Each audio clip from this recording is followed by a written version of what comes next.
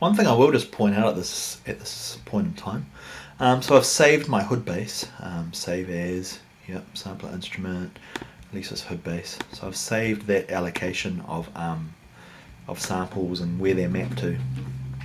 Where that saved that though, it saved my sampler instrument on this computer that I'm working on in the library, sort of the system files. What is quite a good thing to do is when you go to save your Logic project, so when you go save as, when you're saving your whole project here, you'll see here there's these little boxes you can tick.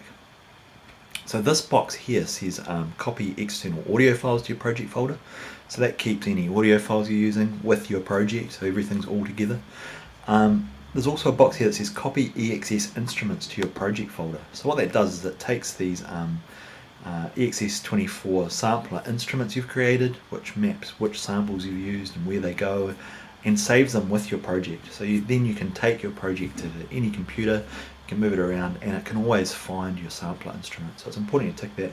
You can also tick this box here, which will copy all of the samples that you've used. So all of your vocal drum sounds and your bass samples, the actual samples you've used will get saved with the sampler instrument in your project folder. So that's quite a handy thing to do. So I'm just going to make sure that I do that now, and I suggest you do the same. So when I'm playing along on my hood bass here that I've sampled, notice that when I play a key, there's a delay between when I play the key and when it starts playing the sample.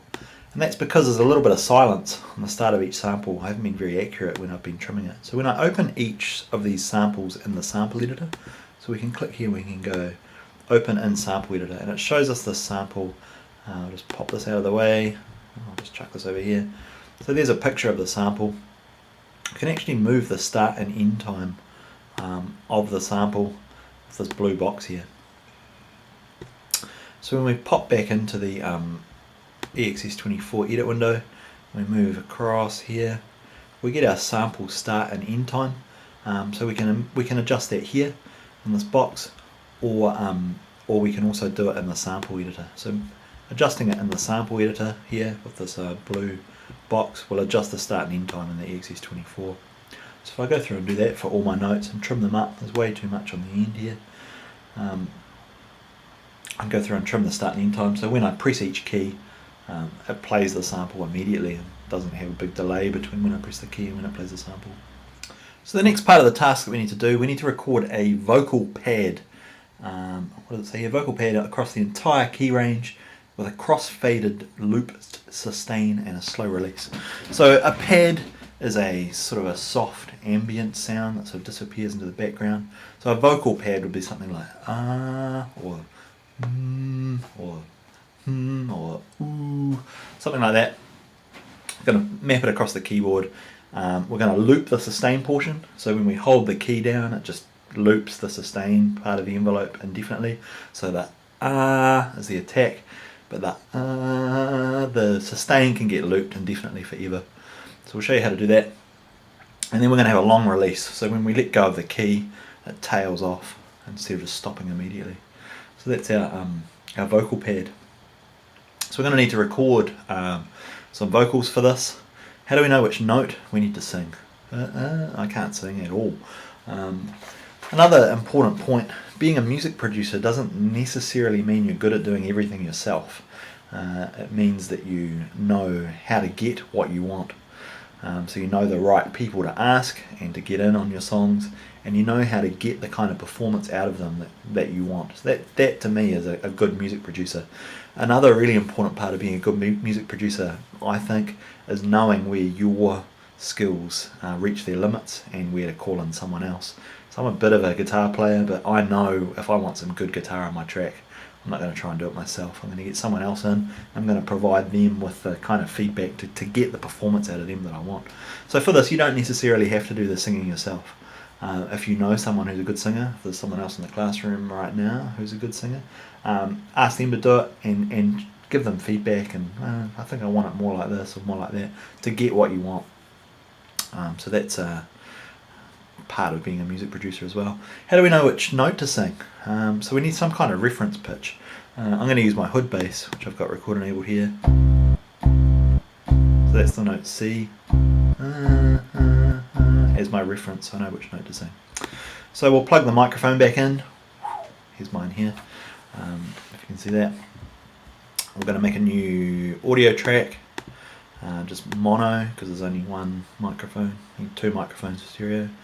And we'll record enable that, call it Vox Pad, and I'm just going to sing a bunch of different notes now, based on the notes I'm playing on the keyboard, try and sing them.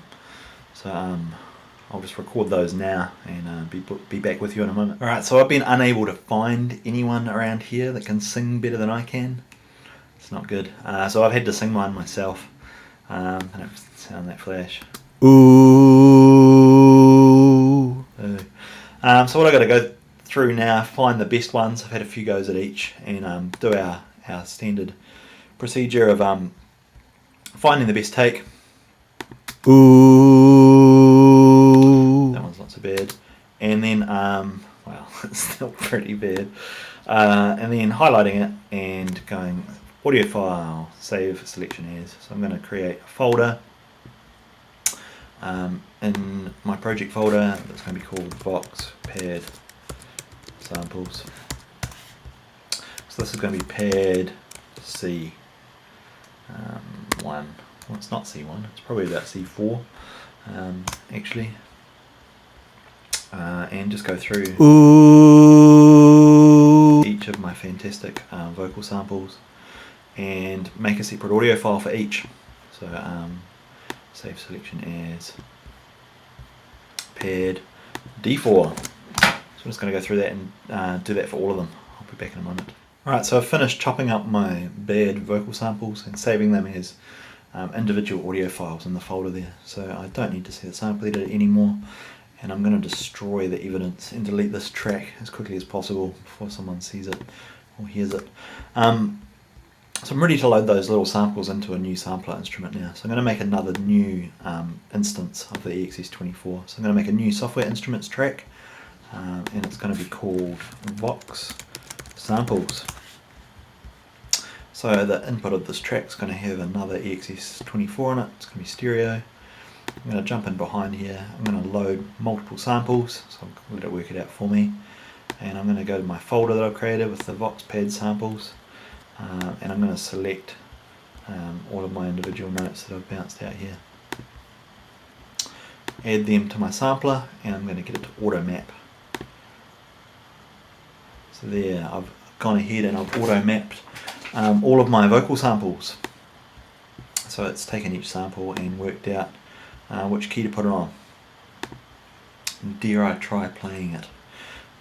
Ooh, ooh, ooh, ooh, ooh, ooh, ooh, ooh.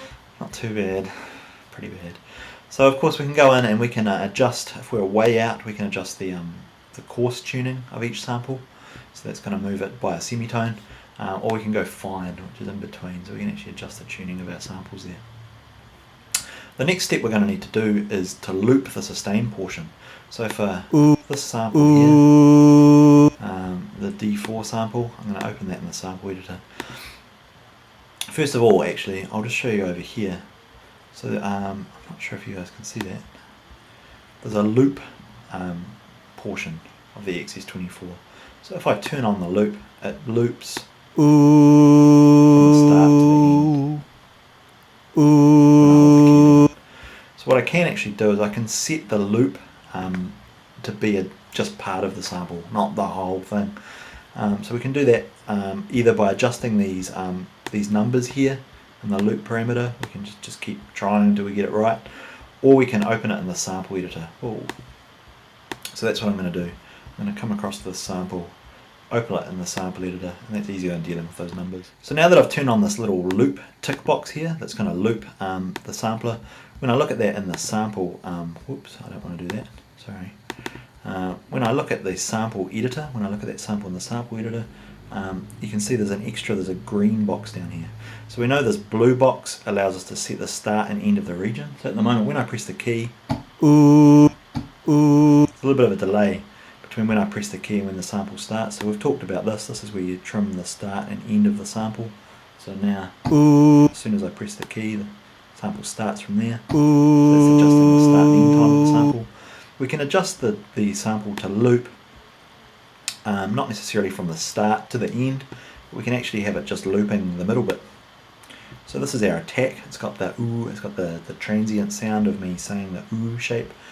We're just going to loop the sustain portion of the envelope in my sample. So when I play this now, it's going to start playing from the blue box here, and then once it hits the end of this green box, it's going to loop back to the start of the green box and just loop that infinitely. So let's have a listen to that.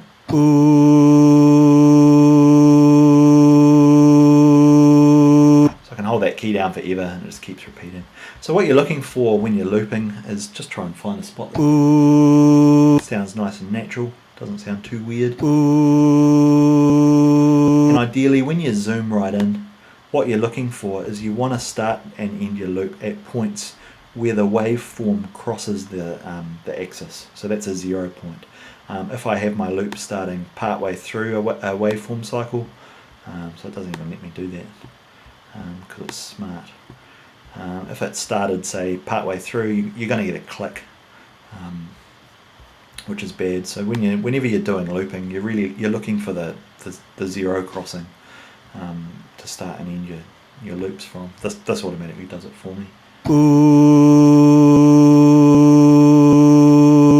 A little click there.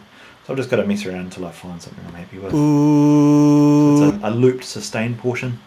Another thing we can do, we'll just jump out of the sample editor here and I'll have a look back at my XS24. We get this thing here which says crossfade in the loop section. So what crossfade does is it fades down the end and fades up the start. So instead of getting a click, you get a nice a loop that sounds good. So we can have a play around with that too. Crank that up. Until